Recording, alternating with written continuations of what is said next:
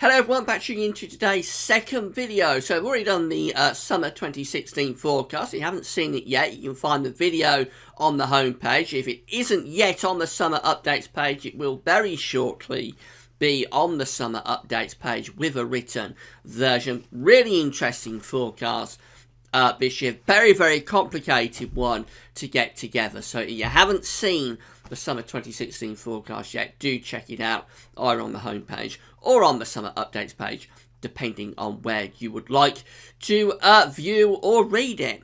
This is the sneak peek for the autumn of 2016, because now we're finished with the summer updates. The storyline at Gazweb, in terms of the longer range, going to be moving on to autumn. We always stay a season in advance at Gazweb. So we do summer updates in spring, we do autumn updates in summer, winter updates in autumn, of course, and the spring updates through the course of the winter. So we're going into summer. We're finished with the summer long range forecast, and now the storyline in terms of the longer range is moving on to the autumn. So I'm going to talk you through the things that we're going to be discussing, I think, through the course of this autumn. And we'll also have a look at a few longer range models, just to get a quick sneak peek type snapshot of what those models are showing for the autumn of 2016. But before I get on with that, just to say about the ads, there's links to articles all over the pages. Have a browse through widgets and click through the links if there's any articles that you're interested in. Thanks so much for doing that. There's video ads on most of the pages. They own out content when you watch them and close back up again. It helps to pay for GazWebVids.com. So thanks so much for getting involved, and thanks for doing that. Starting off with what I think is going to be the big sort of global driver of the autumn, and that's whether we get this transition to La Niña. We've already discussed this a lot through the summer updates. It has played its part in the summer forecast as well. But I just want to show you what we're going to be looking at through the course of the summer as we're getting these autumn forecasts and updates together. So this is the signature, perhaps, of La Niña. We can't yet say, because there's not enough there. Can't yet say that this is a definitive shift to La Niña, but this cold anomaly that's appearing across the equatorial Pacific from Peru just here to Indonesia over here could be the first signals of La Niña. Now, the impacts of La Niña in the autumn, probably less so than the impacts through summer and winter. So the two extreme seasons, if you like, with the peak of the temperatures and the lowest temperatures, which is summer and winter, they tend to be more impacted by these events in the Pacific Ocean, be it El Nino or La Nina. Not sure we have quite the same relationship going on in the autumn, but I'm sure we'll be looking at it anyway. From an analog perspective, I suspect our good friend James Ackrill will be checking out the autumns that are transitioning or continuing to transition from El Nino to La Niña. So this is how the CanSits model, this is from tropicaltidbits.com, this is how the CanSits model is seeing things developing into the autumn. This is the sea surface temperature anomaly map, or anomaly forecast map from the CanSits model for August. This is the forecast for August 2016. See, even by then we've got quite a strong and mature La Niña signal there. All ENSO regions looking pretty cold. The scale is on the side and going down to around 2 degrees at its lowest through some of those central parts of the equatorial Pacific. Into the autumn itself, this is September. You can see that it continues.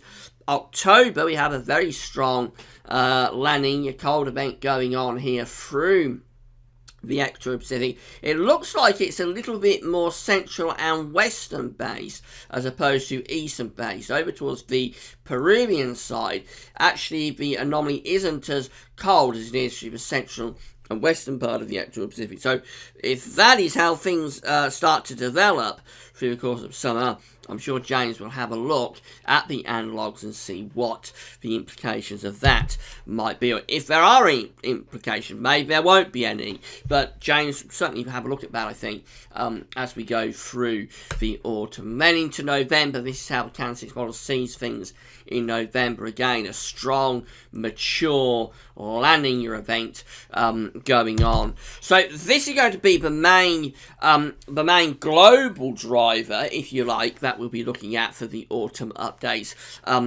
Whether we get this transition into La Niña, as I say, we haven't got enough yet to say that yes, we definitively are moving into a cold La Niña event.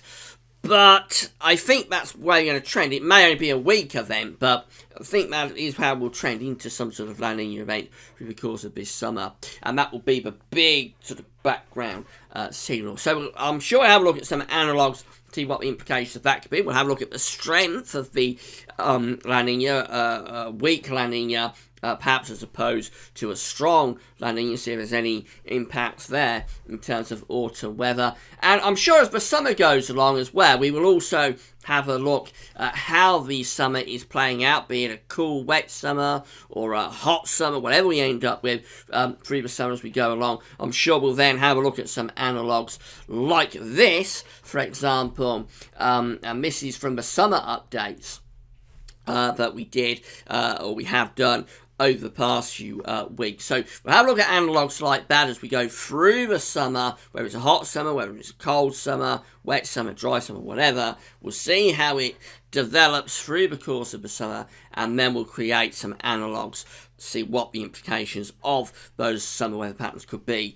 going forward to the next season. That's if there are any implications. Sometimes there is no relationship between a month's weather and subsequent month's weather, or a season's weather and subsequent season's weather as well. So we'll have a look to see where we can find any relationships going on between La Niña and autumn, and also between the summer patterns, however they evolve, and then the following autumn. But sometimes there may not actually be a relationship. And of course, we will also have a look at the long-range models as well. So let's just have a look at one or two of those. This is the NASA model. This is the 500 millibar height anomaly from NASA. Experimental NASA model for the autumn. So this is the September, October and November, and at this very, very early stage, it is really, really early for this, but at this very early stage, the experimental NASA model is placing a ridge of above average height, high pressure, out to the west of the southwest. There's probably some sort of low pressure there around Greenland, and it means that the jet stream is probably doing something like that. So it's seeing quite a anticyclonic autumn there, a lot of high pressure influences, and with the jet stream generally to the north and west of the country, probably quite warm as well. So the temperature anomaly for the autumn from NASA coming out generally above average, or warmer than average autumn being predicted. CFS V2, of course, we'll have a lot on the CFS over the coming weeks, as we always do. This is a 700 millibar height anomaly for the autumn, and you can't really read much into this. It's very, very early days, as I say, and I don't think the CFS has got a particularly strong signal. It is placing some sort of ridge down there across the Mediterranean. But other than that, it's just sort of near normal pressure patterns, a lot of white there going on. I don't think the model is seeing it yet. It's not seeing the pattern yet for the autumn. Temperature anomalies from CFS V2 coming out generally close to average again. I'm not sure it's really seeing a pattern. It does look very warm up across Greenland and around Iceland as well, and possibly over towards Norway. So maybe, really reaching, but maybe hinting at some sort of ridge to the north here, and maybe over here, which might send the jet stream southwards. But I really am reaching there, and there's just not enough yet from the CFS V2 to say what model's predicting. Beijing Climate Centre, of course. So let's have a look at the 500 millibar hydrometry from the BCC, and this is it. This is what it's seeing for the autumn. A trough of low pressure around Greenland and the North Atlantic, and also interesting, it's trough down towards Spain, and then a ridge up towards the north and the northeast of the country over towards Scandinavia. And what this is doing, it's doing something a bit like that, and probably bringing up quite a lot of warm air from the south and the southeast, actually, with that one a bit like that. So it means that the temperature, you probably just saw it, I messed the charts up a little bit, but the temperature anomaly does come out warmer than average for the autumn. Certainly no sign of anything desperately cold coming there. And finally, the Jamstack, that is looking like this for the autumn. Again, generally coming out a little bit milder than average. It's a bit cooler for France, but generally for us, little bit milder than average, slightly above average temperatures this autumn. And in terms of the precipitation signal, you see why temperatures coming out above average. We've got a ridge centred across France again and going down towards the Azores. Low pressure is up here, and the jet stream is rather like that. So we're almost on the warm side. We are on the warm side of the jet. So already, well, we've only looked at 4 models there, of course, but already a bit of a signal, actually, from these models for a milder than average autumn. But don't worry about that. It's very, very early days indeed to be looking at these models. But they will be playing their part, of course, as they always do, as we go through the autumn updates. We'll have 3 seasonal model roundups. We'll do the first one in June, the second one in July, the final one in August. And then, of course, we'll go on and do the autumn forecast at the end of August. So that's everything we're going to be looking at. We're going to be looking at the oceans, we're going to be looking at analogues, and we're going to be looking at the models as well. And at the end, we'll put it all together and see if we can come up with an autumn 2016 forecast. And as I said, it'll be right at the very end of the summer, at the end of August. So keep coming back if you want to know what's around the corner for the autumn, or what may be around the corner for the autumn.